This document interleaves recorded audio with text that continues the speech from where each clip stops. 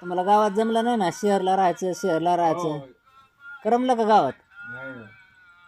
मग तुम्हीच सांगायचं गावाकडे गेल्यावर शहरचे लोक लवकर उठत नसते, शहरचे लोक 8ला उठत असतात, 9ला उठत असतात. गावाचे लागले ना शहरची बरोबरी करायला.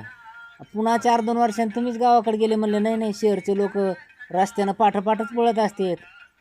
म्हणजे म्हणजे उशिरा उठायची सवय तुम्हीच लावायची आणि सकाळी लवकर पळायची सवय तुम्हीच लावायची. मग शहरचीच संस्कृती गावात. पुन्हा गावात जायचं. तुमच्याकडे गॅस नाही?